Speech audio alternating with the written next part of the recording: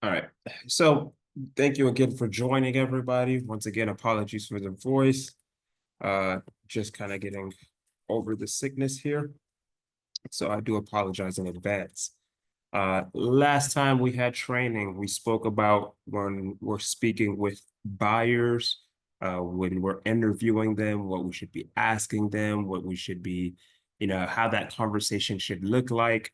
Uh, that's what we were focusing on last week, or last training. This time, we're actually going to be talking about the sellers.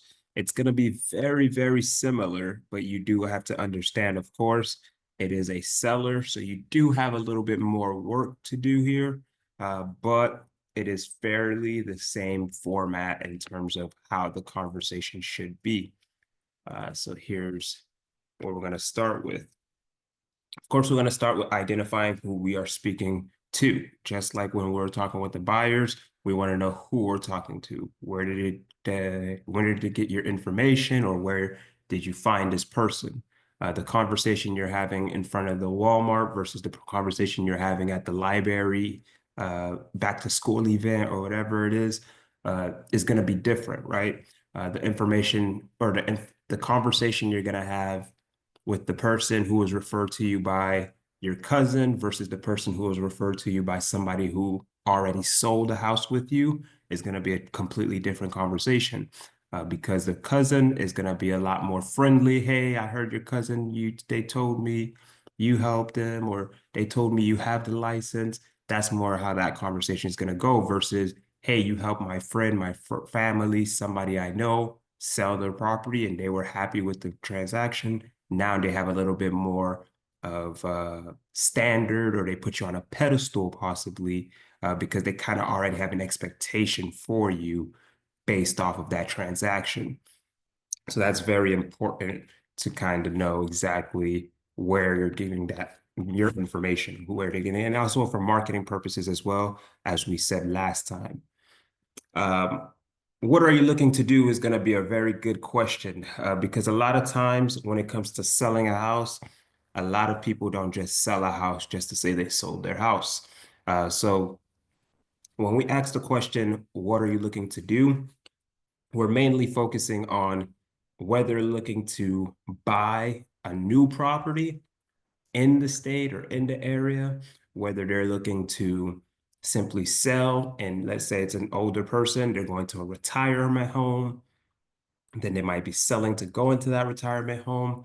Some people are looking to just test the waters. They might put it on the market just to see if they can get $1 million for their house. And if they can't get $1 million, well, we'll just leave it sit on the market. What exactly is the goal here in terms of the sell? Some people try to quickly sell it in between the school years. They might have kids. They say, okay, if I can't sell it in the summer, I'm not going to sell because I don't want my kids to be moving in the middle of the school year, right? So that's kind of what you're trying to figure out with that second question. You want to know what exactly is the person's goal, okay?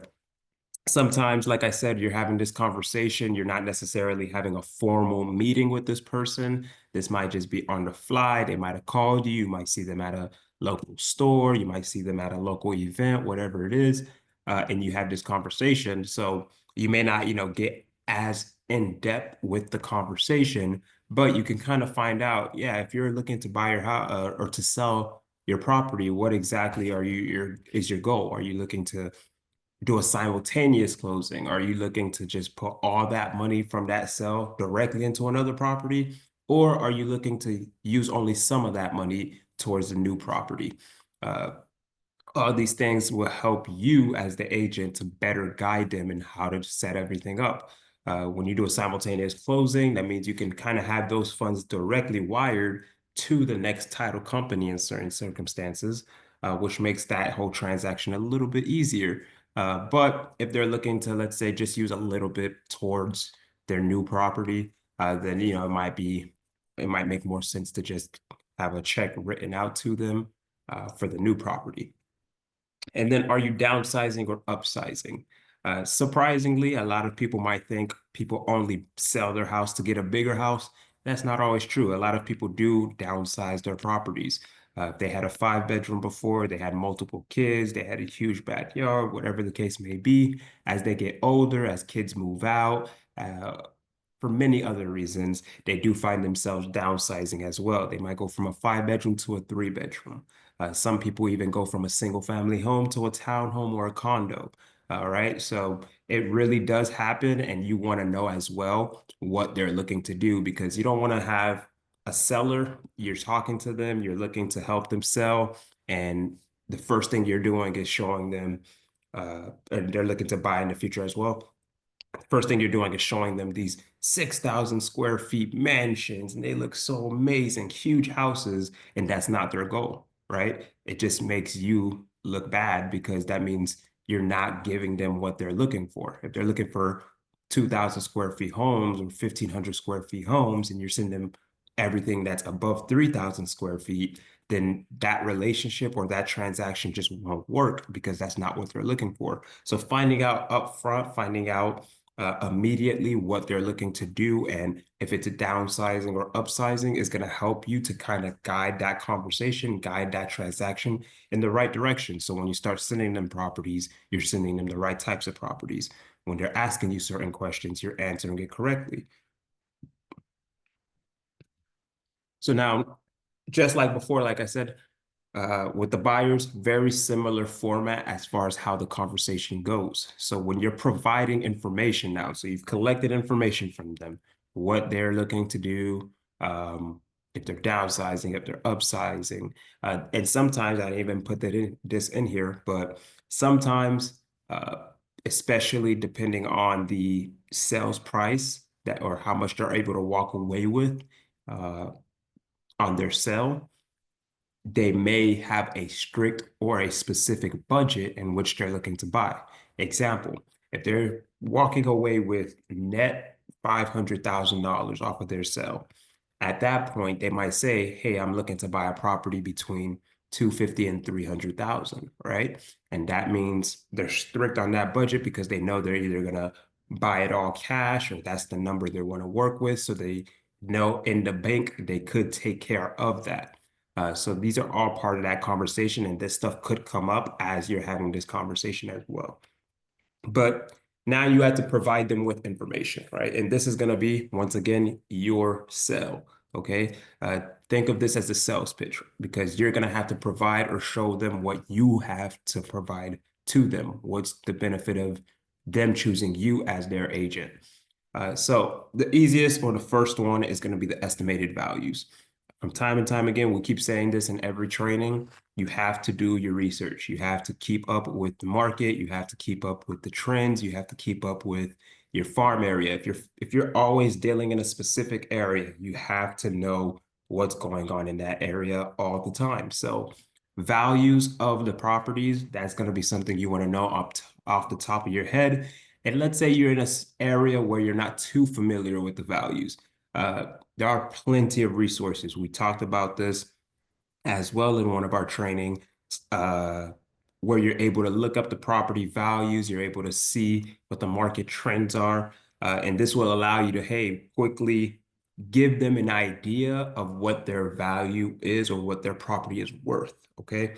Now you want to make sure when you're having these conversations, you have a good idea of what their debts are, okay, or if there's any liens on that property. Some people might think they only have that mortgage lien of $150,000, and in reality, they don't even think about the solar panel that has a $60,000 lien on it. They might not think about the water softener that has a $20,000 lien on it.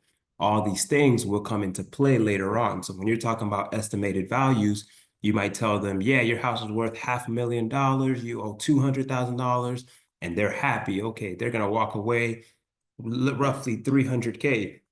They're not considering all these other numbers, right? Now, you also do have your closing costs, the seller's closing costs. We work with Alpha Reliable Title, right? And we have had Daniel speak to us in the past. And their website, they actually have a tool where you're able to input certain numbers and it'll give you a rough idea of what the seller's closing costs will look like. This includes their taxes. This includes their stamps. It's going to include every little fee that Alpha Reliable specifically does have. And it does have a pretty good solid calculation as well. If you put in the commissions and things like this, it'll give you a good estimate of how much the seller is expected to pay in their closing costs and how much their net would be after the sale as well. So using those things right there will help you to have that information available. And this is not something that's going to take, 1 week of doing research or 1 week of just typing things up. No, this is something that you could pretty much do within that conversation, 5 minutes, 2 minutes, pull out your laptop, phone, iPad, whatever it is, and you could quickly kind of give them values, give them quick numbers based off of the information they might give you roughly. Okay. Then we have the market trends. Okay. A lot of people are thinking, I'm going to sell my house because I saw a house 2 months ago sell for $600,000. I think I can sell mine for $600,000. Market trend is going to be important. It's going to be something that you want to explain to your client. Okay. 2 months ago and today are two different time periods. All right. So you want to make sure when you're talking to this client, you're letting them know what you're seeing in the market. Well, right now, here's what I'm seeing. I'm seeing properties are staying on the market for X amount of days before people are cutting prices. I don't want you to cut prices. I think we have to price it correctly so that people can just quickly send their offer and we can get this sold as quick as possible. Okay. Market trends could also include closing costs. If we're seeing a lot of closing costs being contributed, then we could also tell our sellers, hey, I understand you want to sell your property for X amount of dollars, and here's how much your closing costs should be looking at or looking like after commissions and X, Y, Z. Here's what your net is. But something we have to consider is a lot of buyers and their agents are asking for closing cost assistance from the seller.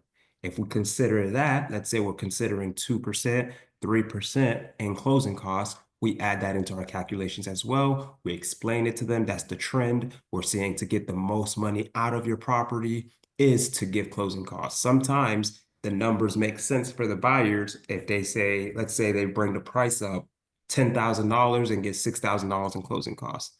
Your seller's net is still higher, right? However, on the uh, buyer side, they might find that the $6,000, for example, really does have a huge impact on how much they come to the table with and or the amount of money they pay monthly.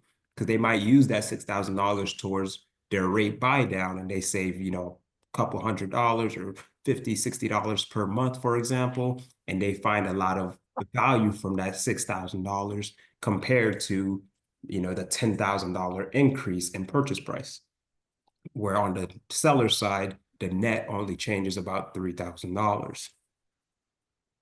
Any questions so far on that? Okay. Let me, it's muted. Okay. All right. Now, what resources do you have? This is going to be the part that is, once again, your sell. Okay. There are millions, not hundreds, millions of agents out there. What makes you stand out? What do you have that this seller will say, yes, I want to use you as my agent to sell my property? Resources are not just your iPhone. Resources are not just, I have a really nice printer that prints really great quality pictures of houses. This is not the resources we're talking about. Resources we're talking about are preferred lenders, just like on the buyer side, where we say we want to make sure we're using our team, our lenders, our title company. These are our resources. If we have a preferred lender, sometimes you're able to get incentives for the buyers. If you get incentives for the buyers, this helps when you have this listing, when you're helping this seller, you might be able to say, let's say the preferred lender is giving $1,000 credit. This might help you to have more buyers come to look at this property because they're trying to get that $1,000 incentive, or there are more people who are trying to give offers with a preferred lender that you may trust, that the sellers may trust, and they know, well, if this lender pre-approves them or if this lender is able to approve them, I know this property will be able to get sold with quickness, without any headaches. That's part of your resources. Title company. What title company do I have? What do they do? What are their fees? If I have a title companies that's not charging thousands and thousands and thousands of dollars in fees that are unnecessary, this is going to be helpful to the seller as well. Okay, because that's more money in their pocket that they're getting to save versus the other company that might charge $2,000 just to use their office, right? So this is all part of the resources. You have things like Matterport. I don't know if you guys are familiar with Matterport. Matterport is a 3D print camera. Let me see if I can quickly pull that up for you guys.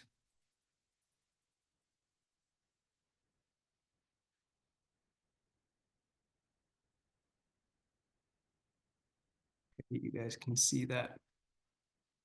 Yeah, so Matterport is a 3D camera or scanner that allows you to do 3D tours for a property. And you've probably seen this on the MLS, Zillow, and other platforms where they're able to really show you the inside of the property from wall to wall. It really gives you an idea of the floor plan of the property, etc. I'm sure there's other types. This is a specific company, but these are part of your resources. What do you have?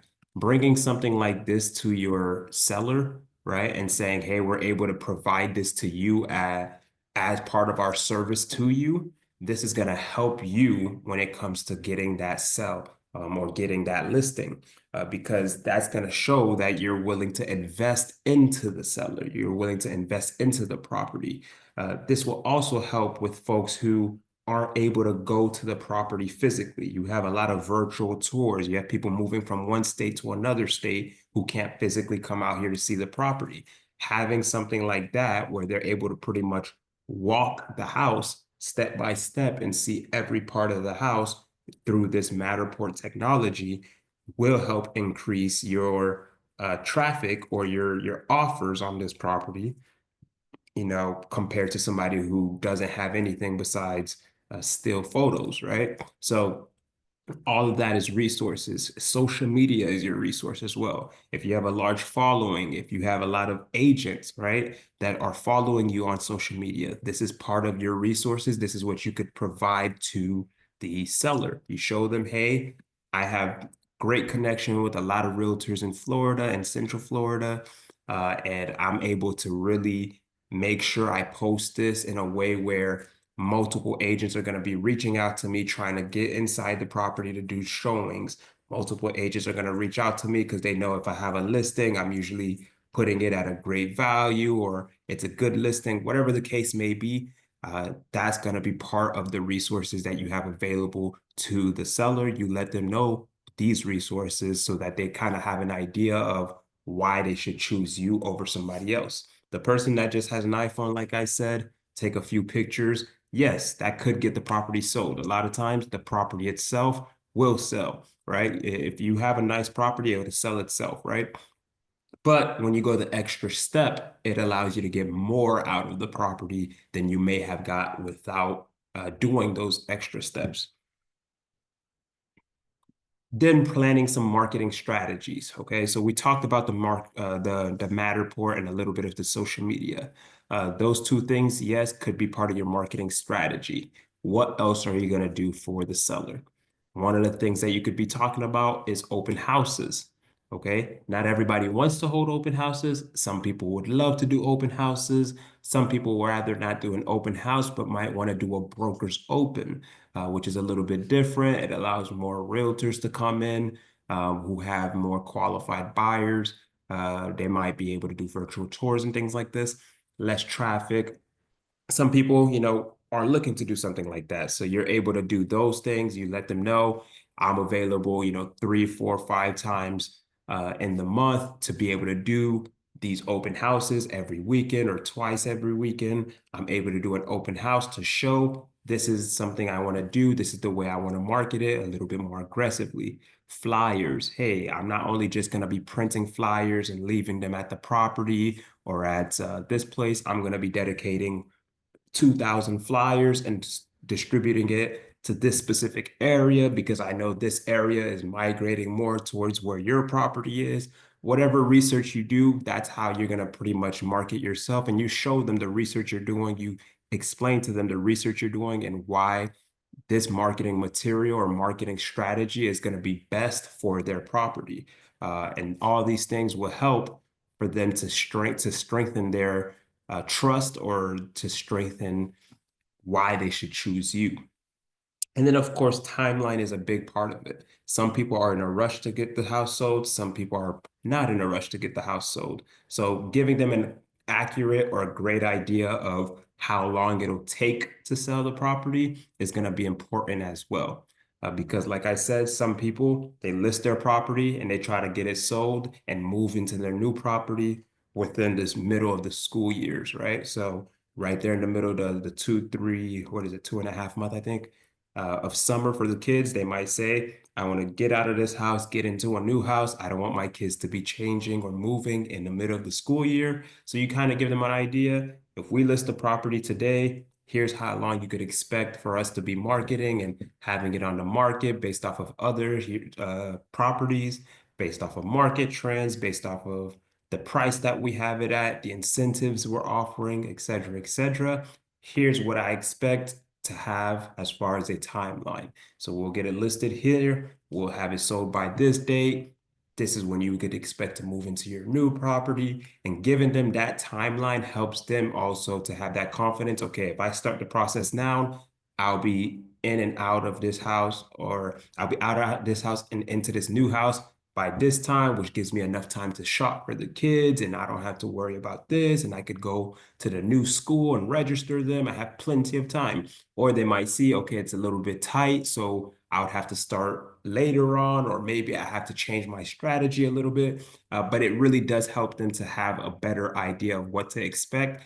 Of course, at the end of the day, especially on the seller side, the buyers can have certain hiccups, right, in their purchase, which means I could give you an accurate timeline based off of if everything were to go smoothly, but things don't always go smoothly, right? So you have to explain that to the sellers. Hey, this is the accurate timeline. It might take about 50 days. It might take about 35 days, 40 days to get this closed, right? If everything goes smoothly, but we're going to give ourselves a 2, 3 week buffer room in case of anything that happens. If within the contract, for some reason, the buyers aren't able to obtain financing or they have to extend 1 week, 2 weeks, we have that buffer zone of 2 to 3 weeks. We're still good on time.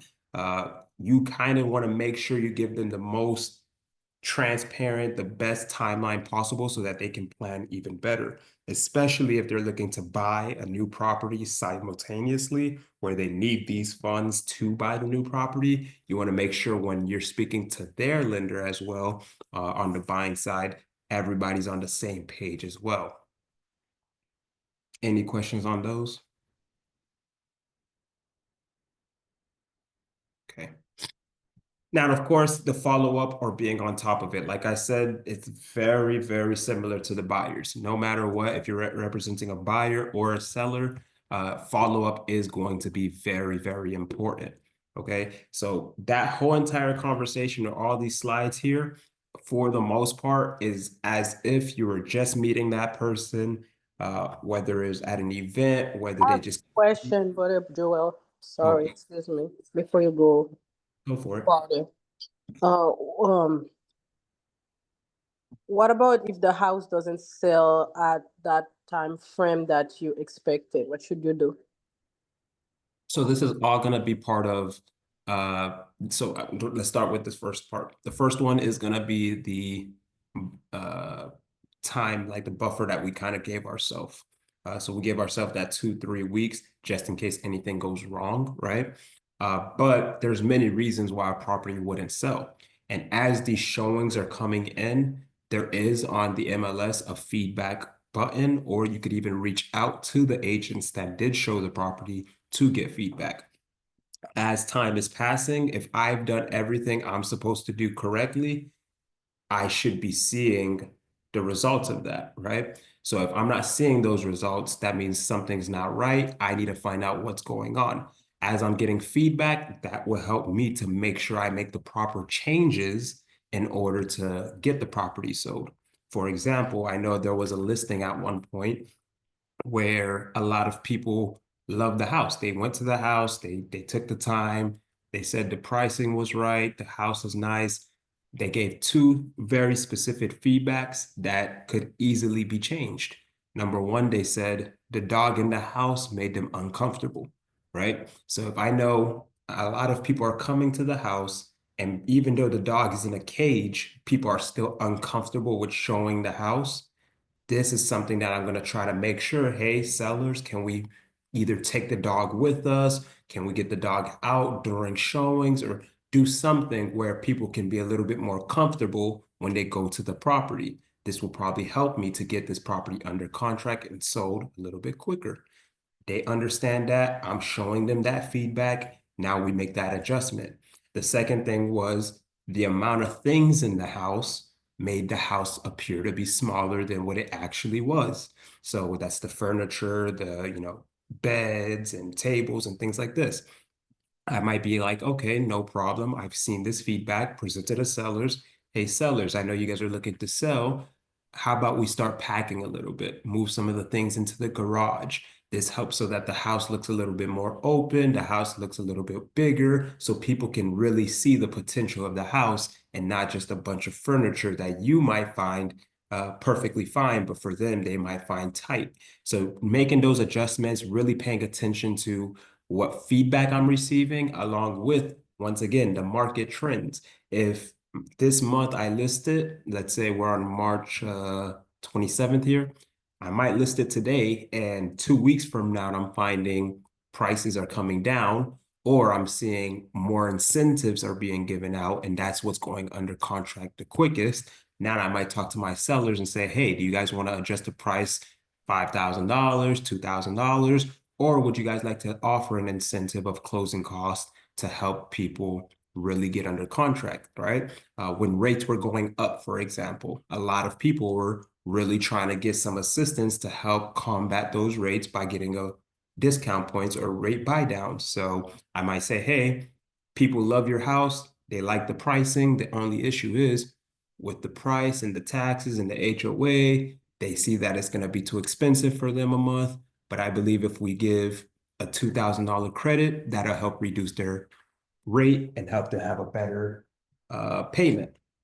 If you do something like this will help, right? And if you do this, you speak to your seller, you're kind of really just paying attention to everything. This will help to usually sell it. So I don't know if that answers your question. Does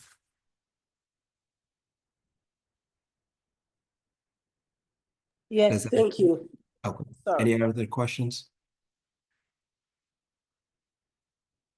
Okay. All right, so the follow-up, like I said, whether you're on the buyer side or the seller side, you have to follow up.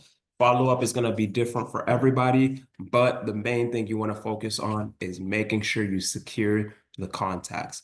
Like I said, most of that stuff before is going to be more if you had a conversation or you found this person, whether it was at a store, an event, whatever the case may be, um, or even if they just called you, that's kind of how that conversation is going. You really do want to make sure you get their contact and not just give them yours so that you're able to follow up and actually getting a hold of them. And number two, try to set up an actual appointment.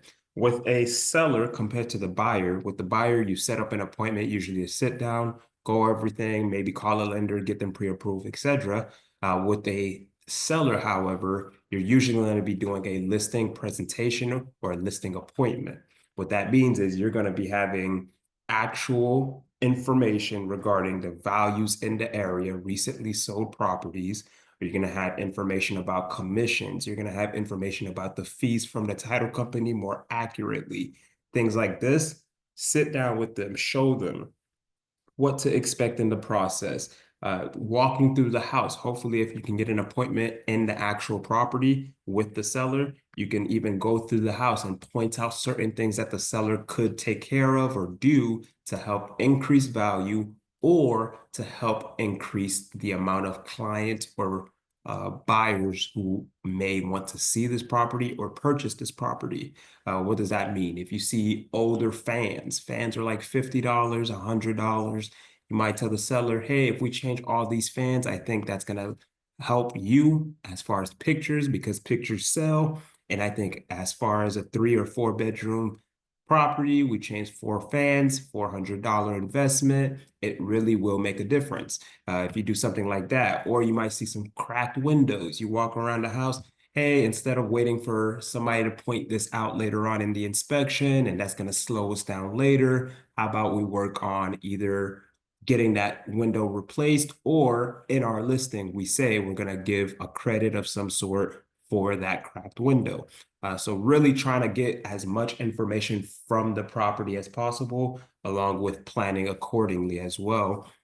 Based off of that appointment, when you're in that appointment, you're really able to get as much information as possible. It's more serious. Of course, those representation forms are going to be signed, etc. Providing those resources. Like I said before, we talk about what resources we have, but now we're gonna, in our follow-up, you could actually use certain marketing material as a follow-up. What that means is I might send my client an example of an open house flyer that I could create for them. I might send an example of a for sale flyer that I could create for their listing. And I might set it up and make it look real nice and send it to their email, send it to their phone. And when they see this, they might say, oh, wow, that does look really good. I do like the way it looks. I do like the time that this person took to actually do this and send it to me. Maybe I will use this person, or I am going to actually move forward with this person because they didn't have to send me this open house flyer. They didn't have to create this for sale flyer, but they did, and it looks really nice. And I think they're taking it serious. This is the person I want to use. This is the person who's on top of it. And that's going to help you with the follow-up and to secure. That's the providing the resources part. I might have the title company on the phone or get them in contact with the title company. Hey, so and so, you and I spoke. You were thinking about buying a house. I actually have my title company on the line. Just wanted to make sure if you have any questions for them, you're able to quickly ask them while they're on the line. If not, here's their information as well so that you could reach out to them anytime if you do have questions. You're giving them those resources. You're helping them to really show that you're on top of it, to show that you're serious, to show that you're dedicated to helping them sell their property. Okay.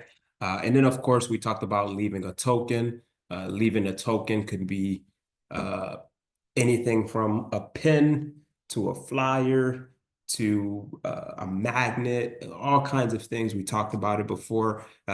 Leaving that token just helps them to remember you in any time. Maybe they're not ready to sell their property this week, this month, or even this season, right? So they, like I said, for those especially who are focused on their kids who are in school, maybe they're not ready to sell right now, but come summer, they're ready to sell. You want to make sure you give them something that they will remember you, especially when they are ready. They quickly see your face or quickly see your information to be able to contact you immediately. Any questions on those? All right. Well, that is pretty much it when it comes to the buyers and the sellers interview, we're going to call it. Whenever you get in touch with a seller, whenever you get in touch with a buyer, whether it's via phone call, whether it's in person at a grocery store, whatever it is, you really just want to have a conversation where you're giving them as much information as possible in that little bit of time that you have. And then, of course, you want to make sure you do your part to get their contact to really try to set up something more formal so that you're able to really give them as much information, accurate information as possible, whether it's on the buyer side or the seller side, to be able to help them achieve their goal of whether it's selling or buying a property. Other than that, if nobody has questions, I do appreciate the question that I got today. If you guys have any other questions for me in the future, just let me know. Send me an email, text. Other than that, you guys have a great rest of your afternoon, and I hope to see you guys in the next one. Brother Joel, Go for it. I never received the email that you said about the WhatsApp, not WhatsApp, YouTube. I never The, received it. you didn't Can receive you, that? no, can you please send it again?